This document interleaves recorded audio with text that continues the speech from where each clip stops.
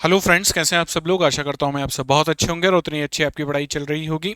तो article number 15 हम लोगों ने कल खत्म किया था और आर्टिकल नंबर 16 अनुच्छेद नंबर 16 हम लोगों ने शुरू कर दिया था। 15 जब शुरू किया था तो मैंने आपको बताया था कि यार आर्टिकल नंबर 15 दिखने में बड़ा है लेकिन समझने में काफी छोटा आर्टिकल है। मुख्य परीक्षा में भी अगर आप देखोगे तो आर्टिकल 15 से बहुत ज्यादा सवाल नहीं पूछे जाते, आर्टिकल 16 से बहुत सवाल पूछे जा सकते हैं। और इस साल जब जातिगत जनगणना बहुत न्यूज में है तो आर्टिकल 16 फिर से अपनी क्या है इंपॉर्टेंस बढ़ा देता है इस केस में। तो आर्टिकल नंबर 16 के बारे में हम चर्चा कर रहे थे, एक बार 15 को रिवाइज करते हैं फिर 16 पे हम लोग फिर से पहुंचेंगे। तो आर्टिकल नंबर 15 अनुच्छेद 15 में हमने देखा था कि क्लॉज वन क्या कहने की कोशिश करता है 15 का, कि राज्य अपने नागरिकों के बीच धर्म के आधार पर, रेस, नस्ल या मूल वंश के आधार पर, जाति के आधार पर, लिंग के आधार पर और जन्म स्थान के आधार पर क्या नहीं करेगा, कोई भेदभाव नहीं करेगा। यहाँ पे बात की जा रही है राज्य की, और राज्य और नागरिक की बात आप ध्यान रखिएगा, राज्य और नागरिक की यहाँ पे बात की जा रही है। क्लॉज 2 की अगर अपन बात करें तो उपयुक्त आधारों पर कोई भी सार्वजनिक स्थल है, जैसे सड़क हो गई, सड़क के अलावा हमने बात की थी तालाब, कुएं, स्नान घाट, सार्वजनिक भोजनालय और सार्वजनिक दुकानों पे भी किसी भी व्यक्ति से कोई भेदभाव नहीं किया जाएगा। ये कौन कह रहा है? 15 का क्लॉज 2 ये बात कह रहा है। इसका अपवाद 15 क्लॉज 3 में हमें पहली बार देखने को मिला था, जिसमें यह कहा गया था कि राज्य चाहे तो बच्चों के लिए और महिलाओं के लिए कुछ विशेष प्रावधान कर सकता है। हमने ये भी देखा था कि मूल संविधान में केवल कितने क्लॉज थे? 15 के 3 ही क्लॉज थे। आज की तारीख में अगर बात की जाए तो 15 के टोटल 6 क्लॉज हैं। 15 क्लॉज 4 जो पहले संविधान संशोधन 1951 में हमारे पास आया, वो क्या कहता है कि इसके द्वारा ये प्रावधान किया गया कि एससी, एसटी और दुर्बल वर्ग के लिए राज्य क्या कर सकता है? कोई विशेष प्रावधान कर सकता है। एससी, एसटी और दुर्बल वर्ग यहाँ पे लिखा गया। तो दूसरा जो अपवाद है महिला और बच्चों के अलावा, दूसरा अपवाद हमें कब देखने को मिला? पहले संविधान संशोधन में। इसके बाद 93 नंबर का जो संविधान संशोधन था जो 2005 में आया, उसमें कहा गया कि अगर कोई सामाजिक और शैक्षिक दृष्टि से पिछड़े वर्ग के लिए शिक्षण संस्थानों के नामांकन में क्या की जा सकती है? आरक्षण जैसी व्यवस्था की जा सकती है। और इसका अपवाद क्या है? अल्पसंख्यक कोई अगर शैक्षणिक संस्था है तो वहां पे ये व्यवस्था लागू नहीं होगी। साथ ही साथ हमने ये भी देखा था कि संसद ने इसके आधार पर 2005 का जो संविधान संशोधन था, इसके आधार पर 2006 में एक अधिनियम पारित किया और उस अधिनियम का नाम क्या था? अधिनियम का नाम था केंद्रीय उच्च शिक्षा संस्थान नामांकन में आरक्षण अधिनियम 2006 पारित किया गया। और इसके तहत केंद्र सरकार, याद रखना, केंद्र सरकार के उच्च शिक्षा जो संस्थान है उसमें कमजोर वर्गों के लिए आरक्षण लागू किया गया। इसके बाद केस हुआ, और कौन सा केस हुआ? अशोक कुमार ठाकुर केस हुआ, जिसमें सुप्रीम कोर्ट ने 93 संविधान संशोधन अनुच्छेद 15 का क्लॉज 5 इनको क्या ठहराया? एकदम सही ठहराया। इसके बाद 103 संविधान संशोधन होता है जो हाल ही में हुआ है 2019 में। इसमें ईडब्ल्यूएस को रिजर्वेशन वाला क्लॉज जोड़ा गया, और ये क्लॉज कहां जोड़ा गया? 15 में 6 नंबर का जो क्लॉज है उसमें ये चीजें जुड़ी गई। हम लोग 16 पे भी गए थे, 16 में भी मैंने आपको बताया था अगर मूल संविधान की बात करें तो 16 में कितने क्लॉज थे? टोटल 5 क्लॉज थे। और आज कितने क्लॉज हैं? आज टोटल 8 क्लॉज हैं। तो 16 क्लॉज 1, 2, 3, 4, 5 तक ये क्लॉज का मिलेंगे आपको मूल संविधान में। आज के संविधान में 16 क्लॉज 1, 2, 3, 4 में भी आपको 16 क्लॉज फॉर ए, 4 बी आपको देखने को मिलेगा। साथ ही साथ 16 क्लॉज 6 भी आपको देखने को मिलेगा। ये बाद में जोड़े गए हैं। ये कब जोड़े गए? बाद में जोड़े गए हैं। जो पहला क्लॉज है वो क्या कहने की कोशिश करता है? 16 का क्लॉज 1 ये कहने की कोशिश करता है कि राज्य के अधीन नियोजन मतलब सरकारी नौकरियों में अवसर की समानता होगी। ये क्लॉज 1 कह रहा है। क्लॉज 2 ये कह रहा है कि राज्य के अधीन नियोजन मतलब सरकारी नौकरी में नागरिकों के बीच धर्म के आधार पर, मूल वंश के आधार पर, जाति के आधार पर, लिंग के आधार पर, उत्पत्ति के आधार पर, जन्म स्थान के आधार पर और निवास के आधार पर कोई भेदभाव नहीं किया जाएगा। 16 क्लॉज 3 में हमने देखा था जनजातीय क्षेत्रों के लिए एक विशेष प्रावधान किया गया था। हालांकि वहां पे कोई जनजातीय क्षेत्र लिखा नहीं गया है। क्या लिखा हुआ है? संसद कानून बनाकर निवास को क्या बना सकती है? रोजगार की एक शर्त बना सकती है। और मुख्य रूप से मैंने आपको बताया था किस जगह के लिए ये कानून या ये क्लॉज जोड़ा गया था संविधान सभा के द्वारा हमारे संविधान में, तो जनजातीय क्षेत्रों के लिए जोड़ा गया था। 16 क्लॉज 4 की अगर अपन बात करें तो नागरिकों को किसी पिछड़े वर्ग या नागरिकों के किसी पिछड़े वर्ग या बैकवर्ड क्लास के लिए विशेष प्रावधान जैसे आरक्षण आदि किए जा सकते हैं। तो यहाँ पे मैंने आपको बताया था कि क्या लिखा हुआ है, केवल पिछड़ा वर्ग लिखा हुआ है, यहाँ पे कोई जनजाति, पिछड़ी जाति, पिछड़ी जनजाति ऐसा कुछ नहीं लिखा हुआ, बैकवर्ड क्लास लिख के यहाँ पे छोड़ दिया गया था। फिर हम 16 क्लॉज 5 पे पहुंचे थे और 5 में क्या लिखा हुआ था कि धार्मिक संस्था, जो भी धार्मिक संस्था है उसमें उन्हीं के अनुयायियों के लिए पद क्या हो सकते हैं, आरक्षित हो सकते हैं। अब हम आगे जब पहुंचे थे तो मैंने आपको बताया था कि यार ये पिछड़ा वर्ग कैसे डिसाइड किया जाए, पिछड़ेपन का आधार क्या हो, सामाजिक हो सकता है, आर्थिक हो सकता है या लैंगिक हो सकता है। तो 1953 में नेहरू जी ने सबसे पहले फर्स्ट बैकवर्ड कमीशन काका कालरेकर की अध्यक्षता में गठन किया और उसने ये बताया कि जो पिछड़ा वर्ग है, पिछड़ा वर्ग में हमको किसको मानना पड़ेगा, जाति को आधार मानना पड़ेगा और सामाजिक जो पिछड़ापन है उसे आपको मानना पड़ेगा। लेकिन नेहरू सरकार ने इसकी इनकी रिकमेंडेशन को नहीं माना। क्यों? क्योंकि उन्हें लगा था कि देश में पहले ही बहुत सारे मुद्दे हैं और अभी देश एक हुआ, एक साथ हुआ है, अलगाव की प्रवृत्तियां बहुत ज्यादा पहले से दिख रही थी देश में। अगर इस तरह की कोई भी रिकमेंडेशन मान ली जाती है तो हो सकता है कि जातियों के आधार पर भी क्या हो जाए, देश बढ़ जाए। इसलिए फर्स्ट जो बैकवर्ड कमीशन था इसकी बात नहीं मानी गई। सेकंड 1989 में द्वितीय या सेकंड बैकवर्ड कमीशन आता है। मोरारजी देसाई उस समय क्या थे, हमारे प्राइम मिनिस्टर थे और इस समय जो बैकवर्ड कमीशन था उसके अध्यक्ष कौन थे, बीपी मंडल साहब थे। इसे मंडल आयोग के नाम से भी जाना जाता है। मंडल आयोग ने क्या बात करी, मंडल आयोग ने भी बात मानी कि पिछड़ेपन का आधार क्या होना चाहिए, जाति होना चाहिए, सामाजिक पिछड़ापन आपको मानना होगा। और इसके तहत इन्होंने कहा गया कि एक अलग तरीके से एससी एसटी के अलावा एक अदर बैकवर्ड क्लास, जिसे हमने अदर बैकवर्ड क्लास के नाम से, ओबीसी के नाम से इसे जानते हैं, उसे 27% रिजर्वेशन देने की बात करी थी और उसमें 3743 जातियों की इन्होंने बात करी थी। ठीक है। इसके बाद हम लोगों ने देखा था कि साहब ओबीसी में एससी एसटी को इंक्लूड क्यों नहीं किया गया था, तो वो पूना पैक्ट वाली बात हमने करी थी, अंबेडकर जी और गांधी जी की बात हमने करी थी और उसी समय से कांग्रेस ने निर्धारित कर लिया था कि हम लोग किसको, एससी को तो 15% और एसटी को 7.5% रिजर्वेशन देंगे जब भी हमारी सरकार बनेगी। तो एससी और एसटी को तो पहले से रिजर्वेशन था, ओबीसी के लिए रिजर्वेशन आता है, इसलिए यहाँ पे अदर बैकवर्ड क्लास में एससी और एसटी को इंक्लूड नहीं किया गया। 1980 में मंडल आयोग की रिपोर्ट आती है, लेकिन देसाई साहब की जो सरकार वो गिर जाती है। 1989 में दूसरी बार भारत में गैर कांग्रेसी सरकार बनती है राष्ट्रीय मोर्चा की और वीपी सिंह क्या बनते हैं, प्राइम मिनिस्टर बनते हैं। वीपी सिंह जैसे प्राइम मिनिस्टर बनते हैं, जो मंडल आयोग की सिफारिशें थी वो लागू हो जाती है, जिससे देशव्यापी आंदोलन शुरू हो जाते हैं और सरकार क्या हो जाती है, गिर जाती है। और 1990 तक आते आते हमारी सिचुएशन ये थी कि एससी को 15% रिजर्वेशन था, एसटी को 7.5% और ओबीसी को 27% रिजर्वेशन था। फिर वीपी सिंह की सरकार गिरने के बाद चुनाव होता है और किसी भी पार्टी को बहुमत नहीं मिलता है, कांग्रेस सरकार बनाती है, पीवी नरसिंह राव क्या बनते हैं, प्राइम मिनिस्टर बनते हैं और उन्होंने एक और चीज इसमें ऐड करी और वो ऐड चीज क्या थी, EBC, economic backward class, EBC या मैं कहूं सवर्ण लोगों के लिए यहाँ पे 10% आरक्षण दिया गया। और 10% आरक्षण, ये जो आरक्षण था ये किसके आधार पे दिया गया था, आर्थिक आधार पे ये दिया गया था। तो यहाँ पे जो पिछड़ेपन का आधार है वो क्या माना था, आर्थिक स्थिति को पिछड़ेपन का आधार माना था। तो 1991 में भारत में जो रिजर्वेशन था वो कितना पहुंच गया था, 59.5% पहुंच गया था।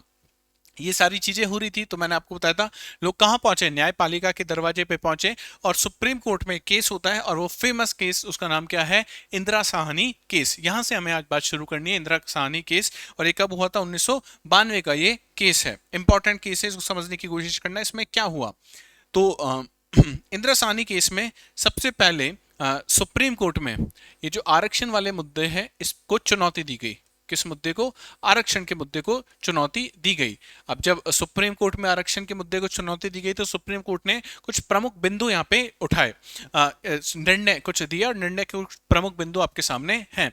सुप्रीम कोर्ट ने कहा कि साहब जो आरक्षण है, सुप्रीम कोर्ट ने क्या कहा, सुप्रीम कोर्ट ने कहा जो आरक्षण है ये जो आपका अधिकार है, और अधिकार क्या है आपका, समानता का जो अधिकार है, आरक्षण इस समानता के अधिकार के विरुद्ध, समानता के अधिकार के विरुद्ध नहीं है, संविधान के संविधान में जो लिखा हुआ है क्या समानता, उसके विरुद्ध क्या नहीं है, आरक्षण नहीं है।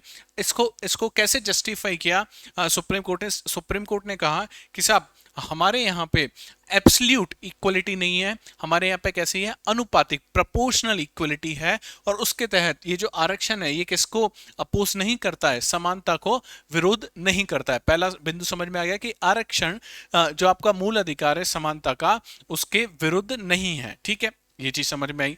दूसरी चीज, क्यों केवल जाति को ही आरक्षण का आधार बनाया गया, तो सुप्रीम कोर्ट ने कहा कि जाति को आरक्षण का आधार बनाया जा सकता है क्योंकि भारत के संविधान में मुख्य पिछड़ापन सामाजिक पिछड़ापन है, ना कि आर्थिक।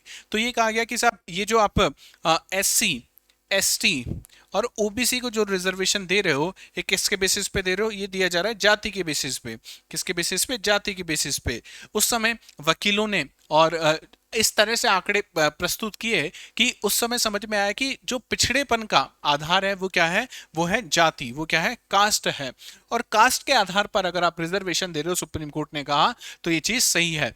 तो सुप्रीम कोर्ट ने भी सामाजिक पिछड़ेपन को माना, ना कि आर्थिक पिछड़ेपन को सुप्रीम कोर्ट ने माना इंदिरा साहनी केस में। हालांकि बाद में हम देखेंगे ईडब्ल्यूएस में आर्थिक जो पिछड़ापन है उसको भी मान लेते हैं कोर्ट, लेकिन अभी इंदिरा साहनी केस 1992 की हम लोग बात करें तो 1992 में जो पिछड़ेपन का आधार था वो क्या था, सामाजिक पिछड़ापन कोर्ट ने माना।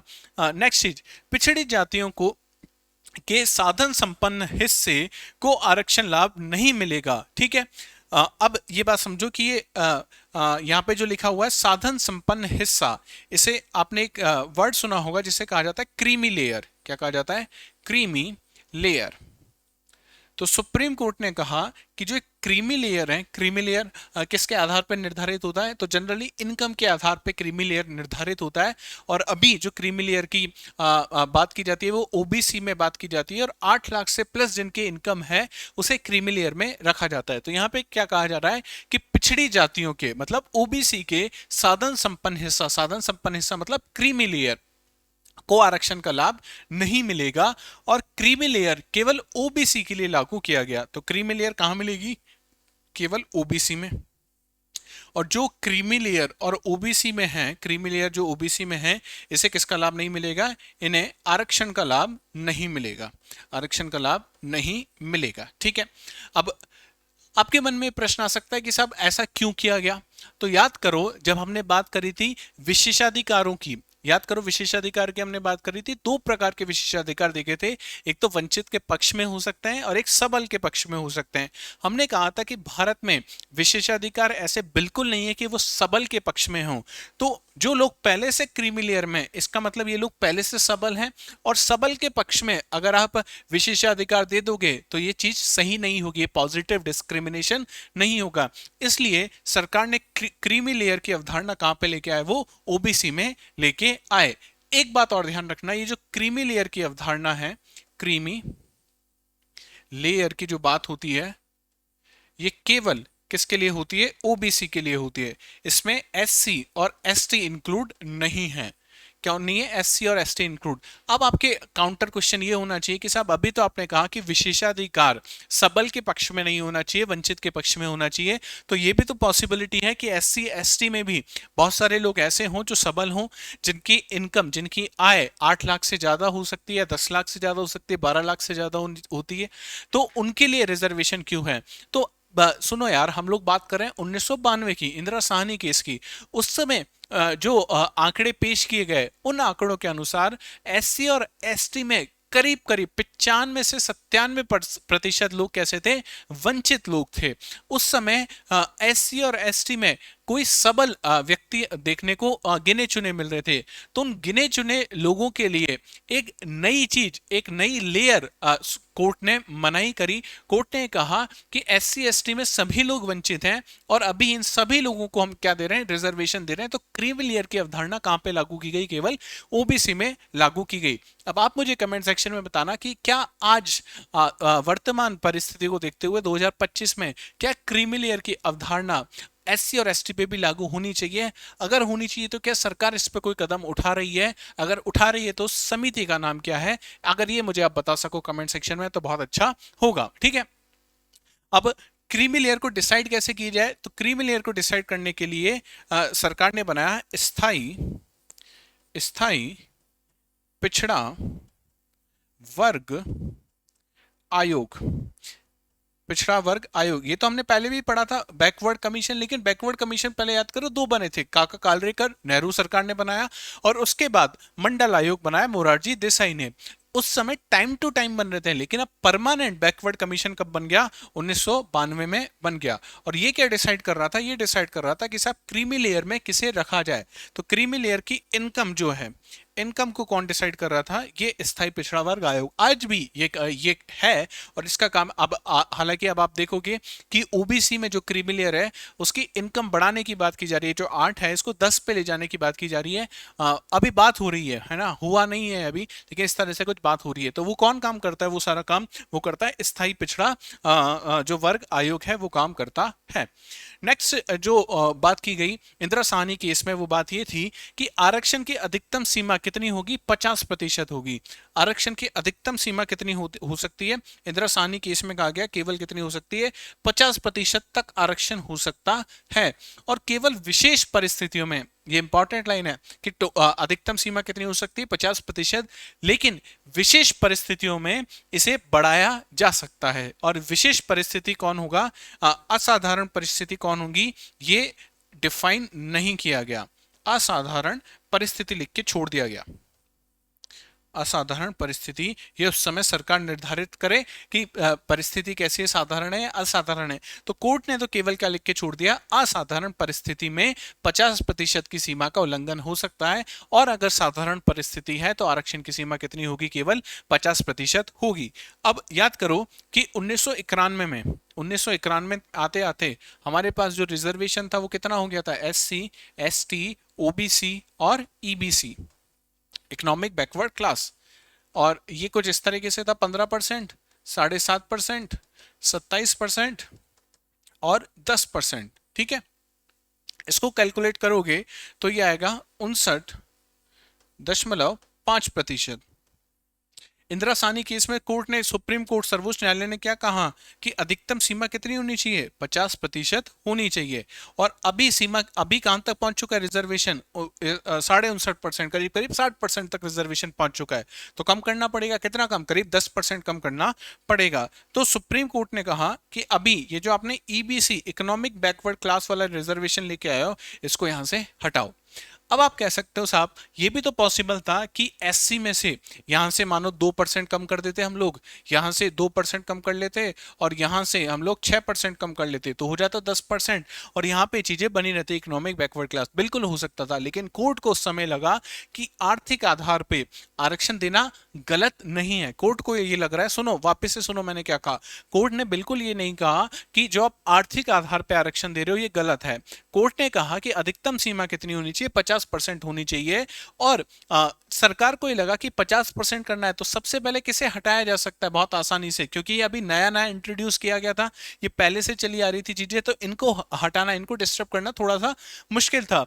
तो सबसे पहले EBC वाला जो रिजर्वेशन था, इकोनॉमिक बैकवर्ड क्लासेस वाला जो रिजर्वेशन था, इसे सरकार ने हटा लिया। और फिर से कोर्ट की जो बात थी कि 50% सीमा साधारण परिस्थिति में आरक्षण की होनी चाहिए, वो चीजें यहाँ पे लागू हो गई। ठीक है, नेक्स्ट जो इंपॉर्टेंट चीज है, सुप्रीम कोर्ट ने EBC रिजर्वेशन को रद्द कर दिया। क्यों? क्योंकि अधिकतम सीमा 50%, और कोर्ट ने ये बिल्कुल नहीं माना कि आर्थिक आधार पे जो आरक्षण दिया जा रहा है ये गलत है। ये बात बार मैं इसलिए कह रहा हूं कि आपके दिमाग में बैठना चाहिए कि कोर्ट ने एक बार भी अभी तक ये नहीं कहा है कि आर्थिक आधार पे रिजर्वेशन गलत है।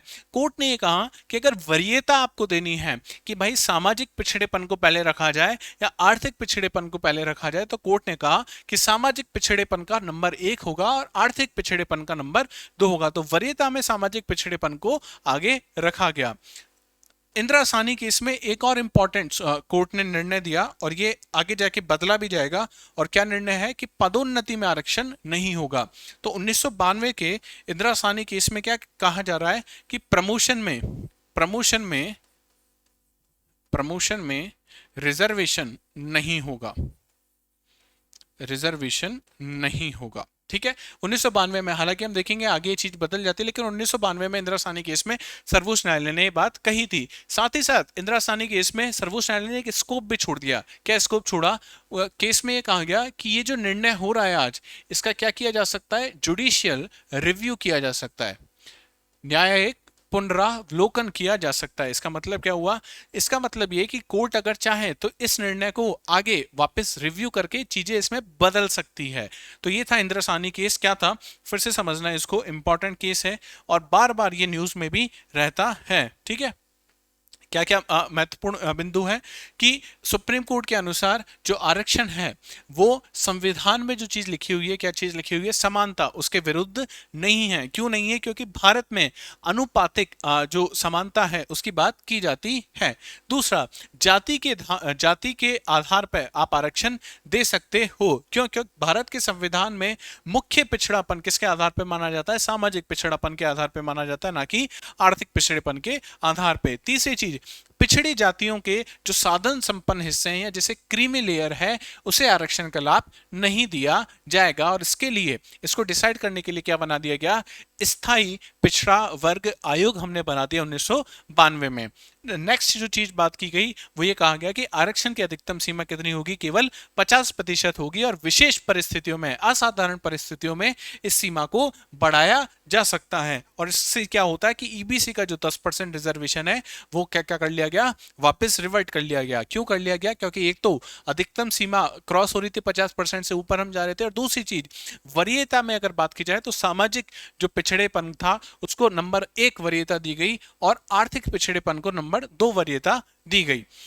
नेक्स्ट जो बात की गई वो ये कहा गया कि पदोन्नति में आरक्षण नहीं होगा। और लास्ट चीज इंदिरा साहनी केस में कहा गया कि कोर्ट अगर चाहे तो इस डिसीजन का क्या कर सकता है? कभी भी जुडिशियल रिव्यू कर सकता है, न्यायिक पुनरावलोकन किया जा सकता है। ठीक है, यहां तक चीजें हमें समझ में आ गई। अब एक चीज और समझो कि पदोन्नति में जो आरक्षण है ये मुद्दा काफी पेचीदा है। इसको समझो कि आज की तारीख में अगर अपन बात करें तो आज की तारीख में प्रमोशन में रिजर्वेशन होता है, बिल्कुल होता है। लेकिन इंदिरा साहनी केस में तो ये कहा गया 1992 में कि पदोन्नति पे कोई आरक्षण नहीं होगा। तो ये चीजें कैसे बदली, क्या हुआ है, इसको समझने का प्रयास करते हैं। इंदिरा साहनी केस में तो सुप्रीम कोर्ट ने कहा कि साहब रिजर्वेशन कहां नहीं होगा। 1992 की अगर अपन बात करें तो प्रमोशन में क्या नहीं होगा? रिजर्वेशन नहीं होगा। लेकिन सुप्रीम कोर्ट का अगर निर्णय बदलना है तो संसद कानून ला सकती है। तो संसद ने क्या किया? 77वां कॉन्स्टिट्यूशनल अमेंडमेंट किया, 77वां संविधान संशोधन किया। और यह किया गया 1995 में। कब किया गया? 1995 में किया गया। और इस 77वें संविधान संशोधन के तहत आर्टिकल 16 में क्लॉज 4A 4A जोड़ा गया। क्या जोड़ा गया? 4A जोड़ा गया। किसके तहत? 77वां संविधान संशोधन जो कब हुआ था? 1995 में। और इसके तहत क्या क्या कहा गया? इसके तहत कहा गया कि पदोन्नति में क्या होगा? आरक्षण होगा। पदोन्नति में आरक्षण होगा। किसके लिए ये क्लॉज रखा गया? अनुसूचित जाति और अनुसूचित जनजाति के लिए क्लॉज रखा गया। इसमें किसको जोड़ा नहीं गया है? ओबीसी को, अदर बैकवर्ड क्लासेस को इसमें जोड़ा नहीं गया है। पदोन्नति में आरक्षण किसको होगा? एससी और एसटी को होगा। ओबीसी को आरक्षण होगा। जैसे आईएएस का पेपर आपने लिखा तो अगर आप या कोई भी व्यक्ति ओबीसी कैटेगरी से आता है तो उसे उस नामांकन के लिए, उसमें एंट्री के लिए तो रिजर्वेशन मिलेगा, लेकिन पदोन्नति में रिजर्वेशन नहीं मिलेगा। जबकि एससी और एसटी को किसमें भी रिजर्वेशन मिलेगा? पदोन्नति में रिजर्वेशन मिलेगा। ये बात कहां पे लिखी बताई गई हमें? 77वें संविधान संशोधन 1995 में बताई गई। ठीक है। और इसके तहत कौन सी चीज जोड़ी गई थी? 16 क्लॉज 4A। ठीक है, यहां तक सारी चीजें समझ में आ रही हैं। इसके बाद 2001 में, इसके बाद 2001 में एक और संविधान संशोधन होता है जिसे कहा जाता है 85th कॉन्स्टिट्यूशनल अमेंडमेंट। 85वां संविधान संशोधन कब हुआ? 2001 में हुआ। इसके तहत कहा गया कि आर्टिकल नंबर 16 क्लॉज 4A में एक चीज मानी गई और इसे कहा जाता है rule of consequential seniority. Seniority मतलब हिंदी में इसे कहा जाता है परिणामी, परिणामी ज्येष्ठता, परिणामी ज्येष्ठता का नियम। अब क्या है ये नियम, इसको एक एग्जांपल से समझते हैं, तब आपको सारी चीजें समझ में आ जाएगी। तब मैं एक बार फिर से आपको टेक्स्ट बता दूंगा। अब देखो एग्जांपल क्या है। एग्जाम्पल है कि हमारे पास दो कैंडिडेट हैं। कितने कैंडिडेट हैं हमारे पास? दो कैंडिडेट हैं। एक कैंडिडेट का नाम है राम और दूसरे कैंडिडेट का नाम है श्याम। ठीक है। राम जो है इसकी कैटेगरी या तो ये जनरल कैटेगरी का या ओबीसी कैटेगरी का। जनरल या ओबीसी का मैं इसलिए कह रहा हूं, इसका मतलब ये हुआ कि राम को पदोन्नति में रिजर्वेशन नहीं दिया गया है। और श्याम जो है ये एससी का है या एसटी से है। इसका मतलब श्याम को पदोन्नति में रिजर्वेशन क्या होगा? मिलेगा। ठीक है। 2000 2000 में 2000 में ही मान लेते हैं और यहां पे भी मानते हैं हम 2000 में। 2000 में इन दोनों ने यूपीएससी का अटेम्प्ट दिया और हुआ ये कि राम सेलेक्ट हो गया एज एन आईपीएस ऑफिसर। क्या सेलेक्ट हो गया? आईपीएस ऑफिसर सेलेक्ट हो गया। और श्याम का सिलेक्शन इस समय नहीं हुआ। श्याम का सिलेक्शन इस समय नहीं हुआ। 2002 में जब आईपीएस बन के सेलेक्ट हुआ तो पोस्टिंग मिल गई एज ए एसपी, इसको पोस्टिंग मिल गई। 2002 में श्याम का सिलेक्शन भी हो जाता है, आईपीएस बन जाता है। ये भी क्या बनता है? एसपी। एसपी की पोस्टिंग इन्हें मिल जाती है। अब 2002 की अगर अपन बात करें तो श्याम भी क्या है? एसपी है और राम भी क्या है? एसपी है।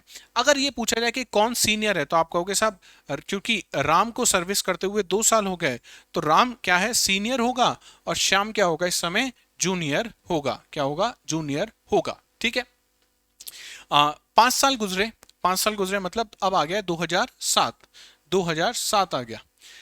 2007 में श्याम को चूंकि पदोन्नति में क्या मिला हुआ था? रिजर्वेशन मिला हुआ था। तो श्याम का प्रमोशन हो जाता है और श्याम क्या बन जाते हैं? श्याम साहब बन जाते हैं डीआईजी। श्याम साहब क्या बन गए? डीआईजी बन गए। लेकिन 2007 में राम साहब अभी भी क्या है? एसपी हैं। राम साहब क्या है? एसपी हैं। एसपी और डीआईजी में कौन सीनियर है? तो आप कहोगे साहब डीआईजी साहब सीनियर हैं। तो 2007 में श्याम साहब क्या हो जाते हैं? श्याम साहब हो जाते हैं सीनियर और राम साहब क्या हो जाते हैं? राम साहब हो जाते हैं जूनियर। राम साहब क्या हो जाते हैं? जूनियर हो जाते हैं। यहां तक की चीजें समझ में आ रही है? ये समझ में आया कि अब पदोन्नति में रिजर्वेशन कैसा होता है, ये चीज समझ में आ गई। अब उस रूल की बात करते हैं, कॉन्सिक्वेंशियल सीनियरिटी की हम बात कर लेते हैं। ठीक है। अब डीआईजी तक पहुंच चुके हैं सारी चीजें। डीआईजी साहब बन चुके हैं दोनों। 2007 में ये भी डीआईजी बन गए। अब 2020 आता है। 2010 आता है और यहाँ पे भी 2010। 2010 में जो राम साहब हैं इनका भी प्रमोशन हो जाता है और ये अब क्या बन जाते हैं? डीआईजी बन जाते हैं। और 2010 में जो श्याम साहब हैं ये पहले से क्या है? डीआईजी हैं। दोनों डीआईजी हैं। अब आप कहोगे कि साहब अब किसे सीनियर माना जाए? राम को सीनियर माना जाए या श्याम को सीनियर माना जाए? तो 81वें संविधान संशोधन से पहले की कहानी अगर सुनोगे, फिर से सुनना मैं क्या कह रहा हूं, अगर 81वें संविधान संशोधन से पहले की कहानी आप सुनोगे तो इस समय सीनियर कौन बन गया? इस समय फिर से सीनियरिटी किसके पास पहुंच गई? राम के पास पहुंच गई। और फिर से जूनियर कौन बन गया? फिर से जूनियर श्याम बन गया। अब आपके मन में प्रश्न आ सकता है कि साहब एज अ डीआईजी अगर अपन बात करें तो श्याम ने डीआईजी पद 2007 में ले लिया था और 2007 से 2010 3 साल तो इन्हें डीआईजी बने हो गए। लेकिन इन्हें डीआईजी बने हुए भी कोई समय नहीं हुआ। ये 2010 में ही डीआईजी बने, लेकिन फिर भी क्या हो गए? सीनियर हो गए। क्यों? क्योंकि इन्होंने आईपीएस पहले ज्वाइन किया था। अब थोड़ा सा और आगे चलो तो आप समझ पाओगे कि ये किस तरह से पहले चीजें होती थी। 2012 में क्या हुआ? साहब बन गए आईजी और 2012 में अभी साहब क्या है? डीआईजी। अब आप कहोगे कौन सीनियर? तो आईजी सीनियर। तो ये क्या रह गए? हो बन गए सीनियर बन गए और ये क्या बन गए? जूनियर बन गए। अब इस चार्ट को मैं फिर से दिखाता हूं और आप समझिएगा कि पुलिस सिस्टम में कितना डिसिप्लिन रहता होगा जब ये व्यवस्था थी। इसको समझो। यहां पे कौन जूनियर है? यहाँ पे जो हमारे श्याम साहब हैं, जो हमारे श्याम साहब हैं क्या है? जूनियर हैं। और ये साहब हमारे राम साहब क्या है? सीनियर हैं। ध्यान से देखा, ये जूनियर ये सीनियर। पहला प्रमोशन जब हुआ तो श्याम साहब क्या बने? सीनियर बने और जूनियर कौन बने? राम साहब बने। ये जूनियर पद भी यहाँ पे आ चुकी है। मैं जूनियर जूनियर मैच करता हुआ चलूंगा तो समझ पाओगे आसानी से। फिर से जब इनका प्रमोशन हुआ, चूंकि इनको पदोन्नति में आरक्षण था तो इनका प्रमोशन पहले हो गया था, इनका बाद में हुआ, तो अब फिर से जूनियर कौन बन गए? फिर से श्याम साहब जूनियर बन गए। और फिर से जब प्रमोशन हुआ तो ये जूनियर ये बन गए। तो आप देख रहे हो बार बार जूनियरिटी और सीनियरिटी क्या होती जा रही है, चेंज होती जा रही है। अब आप सोचो कि 2 साल आप सीनियर, 2 साल बाद आपका जूनियर आपका क्या बन गया? सीनियर बन गया। पहले आपने उसको सल्यूट किया, अब वो आपको सल्यूट कर रहा है। तो क्या इस तरीके से पुलिस सिस्टम में आप डिसिप्लिन बना पाओगे? आज आपका बॉस कोई है, एक्स व्यक्ति आपका बॉस है, 2 साल बाद आप उसके बॉस बन गए, 2 साल बाद फिर से वो आपका बॉस बन गया। अब इस तरीके से तो सिस्टम नहीं चल सकता ना। इस तरीके से अगर सीनियरिटी ट्रांसफर होने लग गई तो चीजें बिगड़ जाएंगी। तो क्या हुआ, 81वें जो 85th जो कॉन्स्टिट्यूशनल अमेंडमेंट था, 85वें नंबर का जो संविधान संशोधन था, उसने कहा कि एक बार अगर कोई सीनियर बन गया, जैसे एक बार पदोन्नति में कौन सीनियर बन गए? श्याम साहब यहाँ पे सीनियर बन गए, तो आगे के लिए कौन सीनियर रहेंगे? हमेशा के लिए श्याम साहब सीनियर रहेंगे, राम साहब जूनियर ही रहेंगे। समझ में आया कि ये संविधान संशोधन क्या कहने की कोशिश कर रहा है? 85वां संविधान संशोधन 2001 में हुआ। उसने कहा इस नियम के अनुसार यदि पदोन्नति में यही 85वें संविधान संशोधन के द्वारा 16 क्लॉज 4A में यह जोड़ा गया, जब राज्य एससी और एसटी के लिए पदोन्नति में आरक्षण करेगा तो यह परिणामी ज्येष्ठता का नियम पर आधारित होगा। तो एक बार जिसको ज्येष्ठता मिल गई, एक बार किसी को सीनियरिटी मिल गई, तो सीनियरिटी अब उसके पास रहेगी। अब सीनियरिटी में चेंज नहीं होगा। लेकिन 2001 से पहले ये चीजें नहीं थी। इस नियम के अनुसार यदि पदोन्नति में आरक्षण की व्यवस्था एससी या एसटी जनजाति का सदस्य सेवाओं में ज्येष्ठता हासिल कर लेता है तो उसकी वह ज्येष्ठता क्या हो जाएगी? स्थायी हो जाएगी। और ज्येष्ठता का मतलब क्या है? सीनियरिटी। इसका मतलब एक बार अगर कोई सीनियर हो गया तो ये हमेशा क्या रहेगा? सीनियर रहेगा। ऐसा नहीं होगा कि सीनियरिटी फिर से राम के पास चल जाए, श्याम सीनियर बन गया तो यही सीनियर रहेगा। तो ये था 85वें नंबर का संविधान संशोधन 2001 में हुआ। यहां तक की सारी आपको चीजें समझ में आ गई होंगी। ठीक है। इसके बाद इसी पदोन्नति को लेके एक केस होता है, बड़ा ही फेमस केस है ये है एम नागराज केस। कौन सा केस है? M Nagaraj case. और ये कब होता है? 2006 में होता है। अब इससे कौन कौन सी चीजों को चुनौती दी गई? एक तो 77वें नंबर का संविधान संशोधन जो था उसको, इसके बाद 16 क्लॉज 4A को, और 85वें नंबर के संविधान संशोधन को। इसका मतलब पदोन्नति में जो आरक्षण दिया गया उन सभी चीजों को सुप्रीम कोर्ट में क्या दी गई? चुनौती दी गई। सुप्रीम कोर्ट सर्वोच्च न्यायालय ने कहा कि साहब पदोन्नति में जो आरक्षण दिया जा रहा है, पदोन्नति में जो आरक्षण दिया जा रहा है ये संविधान विरुद्ध नहीं है, ये संविधान के विरुद्ध नहीं है। तो मतलब ये चीजें ठीक हैं। लेकिन सुप्रीम कोर्ट ने यहाँ पे शर्त रखी, 3 शर्त यहाँ पे सुप्रीम कोर्ट ने रख दी, सर्वोच्च न्यायालय ने रखी। और सर्वोच्च न्यायालय ने कहा कि जब भी इस तरीके से पदोन्नति में आरक्षण दिया जाएगा तो 3 चीजों का ध्यान रखना है। 3 चीजों का ध्यान रखना है। किस किस चीज का? पहली चीज पिछड़ेपन का, दूसरा अपर्याप्त प्रतिनिधि, और तीसरी जो चीज है वो है प्रशासनिक दक्षता, एडमिनिस्ट्रेटिव एफिशिएंसी। ठीक है। सुप्रीम कोर्ट ने कहा, क्या कहा? सुप्रीम कोर्ट यहां पे कहता है कि साहब अगर पदोन्नति में आरक्षण देना है तो ये संविधान के विरुद्ध नहीं है, ये संविधान इसको अप्रूव करता है। पहली चीज तो ये कोई भी फंडामेंटल राइट जैसे समानता का जो अधिकार है उसके विरुद्ध नहीं है। ठीक है। सुप्रीम कोर्ट ने साथ में ये भी कहा कि सुप्रीम कोर्ट ने पदोन्नति में आरक्षण को सही ठहराया, लेकिन यह निर्धारित किया कि इसे लागू करते समय 3 चीजों का ध्यान रखना है: पिछड़ेपन का, अपर्याप्त प्रतिनिधित्व का और प्रशासनिक दक्षता का। पिछड़ापन मतलब अगर एससी और एसटी को आप क्या दे रहे हो? पदोन्नति में आरक्षण दे रहे हो, तो ये बात हमको पहले से पता है क्योंकि सरकार को चूंकि आंकड़े देने पड़ते हैं कि जिस समुदाय को हम लोग क्या कर रहे हैं? पदोन्नति में आरक्षण दे रहे हैं, ये समुदाय पिछड़ा समुदाय है, सामाजिक दृष्टि से पिछड़ा समुदाय है। पिछड़ेपन का आधार क्या है? जाति है, सामाजिक दृष्टि है। तो सामाजिक दृष्टि से जाति के आधार पे ये समुदाय पिछड़ापन है, इसलिए हम पदोन्नति में आरक्षण दे रहे हैं। तो पहली चीज इस तरीके से प्रूव हो जाती है, तो सरकार के पास पहले से आंकड़ा है, इस आंकड़े को देने में सरकार में कोई दिक्कत नहीं होती। दूसरा है अपर्याप्त प्रतिनिधि। अब भारत में क्या समस्या है? भारत में वोट बैंक की राजनीति बहुत होती है। जैसे उत्तर प्रदेश में अगर बात की जाए, उत्तर प्रदेश में जब बहन मायावती की सरकार थी तो उन्होंने इस चीज को लागू किया, पदोन्नति में आरक्षण। और जैसे ही पदोन्नति में आरक्षण हुआ और समय के साथ ये होता गया कि जो व्यक्ति जिनका प्रतिनिधित्व काफी कम था, उनका प्रतिनिधित्व धीमे धीमे बढ़ने लगा। अब कैसे बढ़ने लगा इसको समझो, इसको समझोगे तो अच्छे से एक बार मैं एग्जांपल से समझाता हूं। मानो आपका राज्य है, राज्य, और राज्य का नाम है एक्स। राज्य का नाम क्या है? एक्स। इस राज्य में जो पद है, सचिव का जो पद है, सेक्रेटरी का जो पद है, इसकी संख्या मानो 30। कितनी है इसकी संख्या? 30। अब एससी, एससी को रिजर्वेशन कितना मिलना चाहिए? तो हमें पता है साहब, एससी को रिजर्वेशन मिलना चाहिए 15%। 15%, इसको 300 कर लेते हैं ताकि कैलकुलेशन आसानी से हो जाए।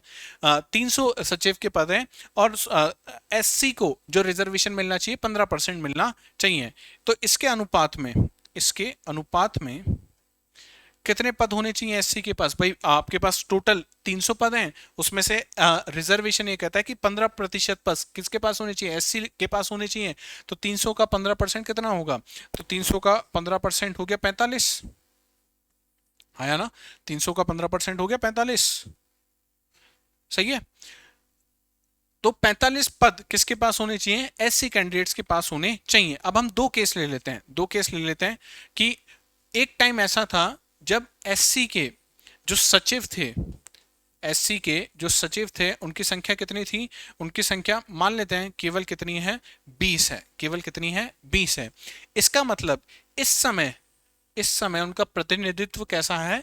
अपर्याप्त प्रतिनिधित्व है। तो इस समय अगर पदोन्नति में आरक्षण दिया जाएगा तो गलत नहीं है, पर इस क्लॉज को लेके वो गलत नहीं होगा। इस क्लॉज को लेके आप कहां नहीं जा सकते हो? कोर्ट में नहीं जा सकते हो। लेकिन केस अगर ये है कि एससी के जो सचिव हैं, एससी के जो सचिव हैं उनकी संख्या कितनी है? टोटल पहले से 55 है, और 55 होने के बावजूद हम क्या कर रहे हैं? पदोन्नति में आरक्षण दे रहे हैं।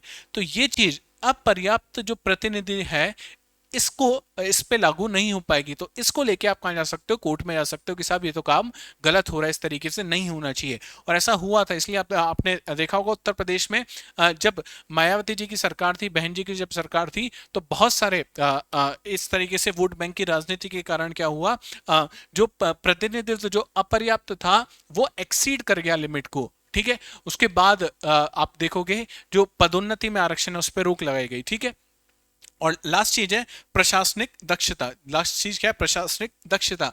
कि हमें ऐसे भी नहीं करना है कि इससे हमारी एडमिनिस्ट्रेटिव जो एफिशिएंसी है वो क्या हो जाए? डिक्रीज हो जाए। वो क्या हो जाए? डिक्रीज हो जाए। इस प्रशासनिक दक्षता को समझने के लिए हमें एक अनुच्छेद, भारत के संविधान के अनुच्छेद 335 पे जाना पड़ेगा। 335 में क्या लिखा हुआ है? 335 में लिखा हुआ है कि पिछड़े वर्गों के लिए आरक्षण जैसे प्रावधान करते समय राज्य इस बात का ध्यान रखेगा कि इससे प्रशासनिक दक्षता प्रभावित ना हो। एडमिनिस्ट्रेटिव एफिशिएंसी क्या नहीं होनी चाहिए? डिक्रीज नहीं होनी चाहिए। एम नागराजन केस में न्यायालय ने यह भी निर्धारित किया कि पदोन्नति में आरक्षण लागू करते समय एससी और एसटी में भी क्रीमी लेयर का सिद्धांत लागू होगा। तो अभी तक हमने क्या चीज जानी? अभी तक हमने जाना था कि साहब क्रीमी लेयर कहां पे? केवल ओबीसी में है। एससी और एसटी में इनिशियली कोई भी क्रीमी लेयर का कंसेप्ट नहीं है। भाई आपको आईएएस बनना है, आईएएस आप एससी या एसटी अगर कैंडिडेट हो तो आप डायरेक्टली क्या बन सकते हो? आईएएस बन सकते हो, जो उसकी कट ऑफ आएगी वो आ जाएगी। लेकिन आप इस बात को समझो, आप एक बार क्या बन गए? एक बार आईएएस ऑफिसर बन गए और आपकी वाइफ जो है वो भी आईएएस ऑफिसर है।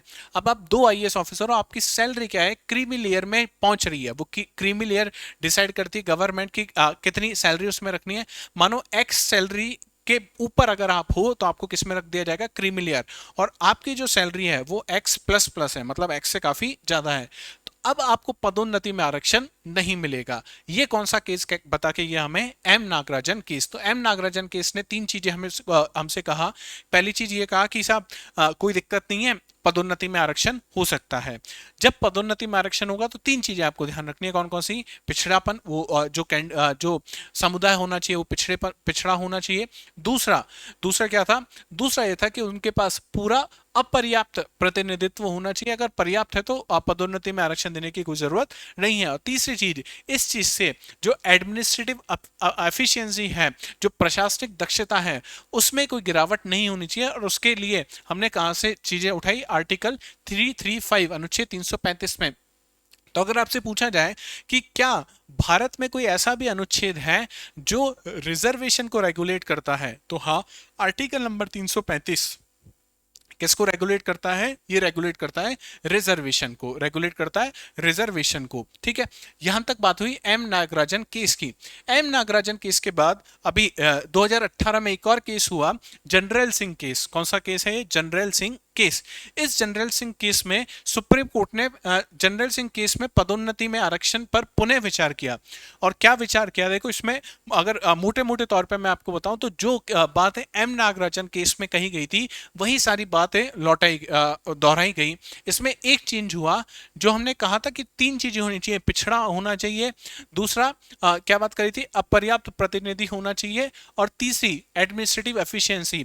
जो पहला पॉइंट था, सुप्रीम कोर्ट ने कहा कि इसे हटा दिया जाए। जो पिछड़ेपन वाली जो आंकड़े सरकार को देने पड़ते हैं, अब वो देने की जरूरत नहीं है। अब आप केवल ये बता दो कि इनका अपर्याप्त प्रतिनिधित्व है, और दूसरा एडमिनिस्ट्रेटिव एफिशिएंसी पे कोई इंपैक्ट नहीं पड़ेगा। तो उस केस में आप क्या कर सकते हो? रिजर्वेशन दे सकते हो प्रमोशन में। फिर पूछा गया साहब ऐसा क्यों हुआ? तो सुप्रीम कोर्ट ने इसका लॉजिक ही दिया कि अभी जो हम रिजर्वेशन दे रहे हैं प्रमोशन में, वो किसको दे रहे हैं? एससी को दे रहे हैं और एसटी को दे रहे हैं। अब एससी और एसटी में कौन सी जाति जाएगी, इसका निर्णय कौन करता है? इसका निर्णय राष्ट्रपति द्वारा किया जाता है। और राष्ट्रपति को जो भी राष्ट्रपति किस तरीके से काम करता है भाई, वो एड एंड एडवाइस लेता है किससे? मिनिस्टर से, जो कैबिनेट मिनिस्टर हैं उनसे। तो ये बात पहले से ही एससी और एसटी का मतलब तो यही हुआ ना कि जो पिछड़े लोग हैं वही एससी एसटी में जा रहे हैं। और आप एससी एसटी में जाने के बाद फिर से उनसे ये प्रूफ मांग रहे हो कि आप ये बताओ कि आप पिछड़े हो या नहीं हो। तो चीजें क्या हो जाएंगी? दो बार आपको काम करना पड़ गया। तो सुप्रीम कोर्ट ने कहा कि बार बार ये बताने की जरूरत नहीं है कि ये समुदाय पिछड़ा है या नहीं है। अगर कोई एससी और एसटी में कोई जाति है तो इसका पहले से ही मतलब है कि वो पिछड़ा है। तो यही चीज लिखी हुई है जनरल सिंह केस में। आप देखो, पदोन्नति में आरक्षण को सही ठहराया। पदोन्नति में आरक्षण लागू करते समय पिछड़ेपन से संबंधित तथ्यात्मक आंकड़े प्रस्तुत करने की सीमा हटा दी गई, और अन्य सीमाएं तथा क्रीमी लेयर संबंधित एम नागराजन केस का निर्णय लागू रहा। इसका मतलब अभी भी एससी और एसटी के लिए रिजर्वेशन में कौन सी चीज लागू रहेगी? क्रीमी लेयर वाली चीज लागू रहेगी। ये कहां पे बताया गया? जनरल सिंह केस में बातें हुई है। तो अभी तक हमें ये समझ में आया कि भाई रिजर्वेशन मिलेगा प्रमोशन में, लेकिन उसके लिए क्या क्या बातें होंगी। उसके लिए पहली जो चीज वो ये है कि जो प्रतिनिधित्व होना चाहिए वो अपर्याप्त है, तभी आपको मिल पाएगा। दूसरा चीज, उससे एडमिनिस्ट्रेटिव एफिशिएंसी पे कोई इंपैक्ट नहीं आना चाहिए। और तीसरी जो सबसे इंपॉर्टेंट चीज है वो ये कि एससी और एसटी में भी क्रीमी लेयर का कंसेप्ट है, लेकिन वो क्रीमी लेयर का कंसेप्ट सिर्फ किस चीज के लिए है? पदोन्नति में आरक्षण के लिए है। जबकि ओबीसी की अगर बात की जाए तो ओबीसी में क्रीमी लेयर का कंसेप्ट शुरू से ही, मतलब जैसे ही आप सर्विस ज्वाइन कर रहे हो उसी समय से क्रीमी लेयर का कंसेप्ट शुरू हो जाता है। ठीक है, यहां तक सारी चीजें क्लियर हो गई होंगी। दूसरी जो सबसे इंपॉर्टेंट चीज है, जब आप रिजर्वेशन पढ़ोगे तो रिजर्वेशन में दो चीजें और आती है, जिसे कहा जाता है बैकलॉग और कैरी फॉरवर्ड। क्या कहा जाता है? बैकलॉग और कैरी फॉरवर्ड। वैसे तो ये नाम से ही क्लियर है कि बैकलॉग का मतलब क्या है और कैरी फॉरवर्ड का मतलब क्या है, लेकिन संवैधानिक प्रावधान क्या है इससे संबंधित वो एक बार मैं आपको बता देता हूं। और उसके बाद नेक्स्ट क्लास में जब हम चलेंगे तो मैं आपको वर्टिकल रिजर्वेशन और हॉरिजॉन्टल रिजर्वेशन, इन चीजों के बारे में आपको बताऊंगा। तो इसको समझते हैं, बैकलॉग और कैरी फॉरवर्ड। अब ये जो बैकलॉग और कैरी फॉरवर्ड है, ये संविधान में कहां लिखी हुई है? संविधान में हमारा जो आर्टिकल नंबर 16 है, इसका क्लॉज कौन सा है? 4B। इसका क्लॉज 4B। इसका मतलब ये मूल संविधान में तो नहीं था, बाद में जोड़ा गया। और इसके लिए 81वां संविधान संशोधन हुआ था। और कब हुआ था? 2000 में। कब हुआ था? 2000 में। तो बैकलॉग और कैरी फॉरवर्ड क्या है, इसको समझने की कोशिश कीजिएगा। पहले एग्जाम्पल से इसको समझ लेते हैं तो अच्छे से आपको समझ में आ जाएगा, फिर मैं आपको डेफिनेशन बता दूंगा, ठीक है। मानो 2020 में वैकेंसी आती है आईआईटी प्रोफेसर्स की। आईआईटी प्रोफेसर से आईआईटी में उनको जाके पढ़ाना है तो स्पेशलाइज्ड होने चाहिए वो प्रोफेसर, ठीक है। किसी भी व्यक्ति को आप जाके नहीं कह सकते कि आप आईआईटी में जाके पढ़ा लो, क्यों? क्योंकि देश के भविष्य का निर्माण वहाँ पे करना है और बहुत ही टेक्निकल पढ़ाई वहाँ पे आपको पढ़ानी है। तो इसके लिए वैकेंसी आती है, और 2020 में वैकेंसी आई आईआईटी प्रोफेसर की। और कितनी वैकेंसी मान लेते हैं, 200 पदों के लिए वैकेंसी आती है। इसके लिए योग्यता रखी गई कि साहब आपको एमटेक होना चाहिए और 10 साल का मिनिमम एक्सपीरियंस होना चाहिए पढ़ाने का आपके पास, ठीक है। अब 200 पद हैं, इसका मतलब अगर रिजर्वेशन की बात की जाए तो एससी के लिए कितने पद रिजर्व हो गए? एससी के लिए पद रिजर्व हो गए 30, 15% रिजर्वेशन। एसटी के लिए 7.5%, तो 15 सीट हो गई। ओबीसी के लिए 27.5, तो करीब करीब 54 सीटें रिजर्व हो गई। और जनरल के लिए बची हुई टोटल 101 सीटें किसके पास पहुंची? जनरल के पास पहुंची, ठीक है। ये सीट्स का डिस्ट्रीब्यूशन हुआ कि इतने इतने पद पे हम इस समुदाय के लोगों को लेंगे।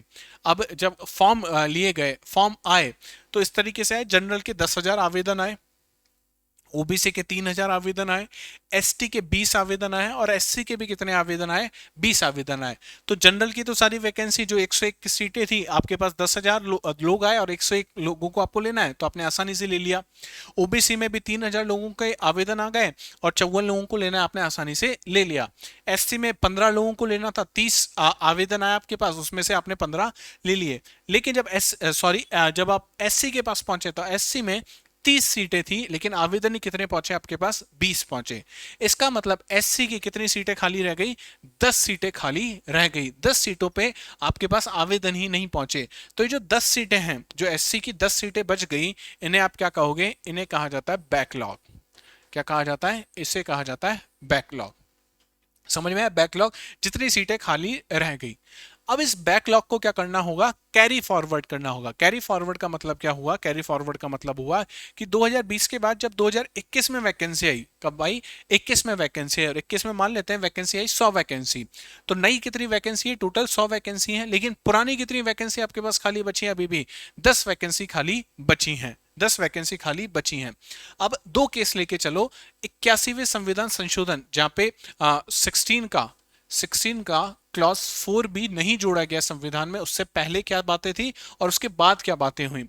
अगर 81वें संविधान संशोधन से पहले की चीजें आप देखोगे तो टोटल वैकेंसी सरकार जो उस समय मानती थी, टोटली कितनी मानेगी वैकेंसी? 110 वैकेंसी। कितनी वैकेंसी मानेगी? 110। क्यों मानेगी 110? सब 100 तो नहीं आ गई और 10 पुरानी थी, तो टोटल कितनी वैकेंसी हो गई? 110 वैकेंसी हो गई। अब इस 110 वैकेंसी में जैसे एससी में जो रिजर्वेशन मिलेगा 15%, उसके आधार पे 17 जो पद हो जाएंगे उनके। एसटी के करीब 8 पद, ओबीसी के 30 पद, और जनरल के कितने? 55 पद। ये कब की बात की जा रही है? जब 81वां संविधान संशोधन नहीं हुआ है। इसका मतलब इस समय कैरी फॉरवर्ड जैसी कोई चीज नहीं हो रही है। लेकिन 81वें संविधान संशोधन में क्या लिख दिया? 81वें संविधान संशोधन के तहत आर्टिकल 16 में क्लॉज 4 भी ऐड कर दिया। क्लॉज 4 भी क्या कहता है कि कैरी फॉरवर्ड और बैकलॉग, ये दोनों चीजें क्या होंगी? अप्लाई होंगी। दोनों चीजें अप्लाई होंगी, इसका मतलब अब सरकार को अब जो वैकेंसी है वो किस तरीके से फुल करनी होंगी? 100 प्लस 10 अलग अलग देखना पड़ेगा। 100 प्लस 10 अलग अलग कैसे देखेंगे भाई? ये 10 पे तो केवल कौन से पद के लोग कौन से समुदाय के लोग जाएंगे? एससी के लोग जाएंगे। और इस 100 में फिर से जो रिजर्वेशन है, जैसे 15% है, 7.5% है, 27% है, और बाकी बचा हुआ जनरल के पास। तो इस तरीके से वैकेंसी क्या होती है? आगे पहुंचती है। तो इस कंसेप्ट को कहा जाता है बैकलॉग एंड कैरी फॉरवर्ड। अब आप इसको समझो, इस बैकलॉग और कैरी फॉरवर्ड में क्या क्या चीजें हैं। इसके अनुसार यदि कुछ ऐसे पद या रिक्तियां हैं जो किसी आरक्षित वर्ग के लिए निर्धारित हैं, लेकिन किसी कारण से वह रिक्तियां उस वर्ष नहीं भरी जा सकी, तो ऐसी रिक्तियों को बैकलॉग कहा जाता है। जो नहीं भरी उनको क्या कर दिया? बैकलॉग कह दिया। ऐसी रिक्तियां या बैकलॉग अगले वर्ष उसी आरक्षित श्रेणी को दे दी जाती हैं जिससे वह संबंधित हैं। तो एससी की सीट खाली थी, वापस किसको दे दी? एससी को दे दी। इसे क्या कहा जाता है? कैरी फॉरवर्ड कहा जाता है। क्या कहा जाता है? कैरी फॉरवर्ड कहा जाता है। ये तो समझ में आ गया कि बैकलॉग क्या है और कैरी फॉरवर्ड क्या है।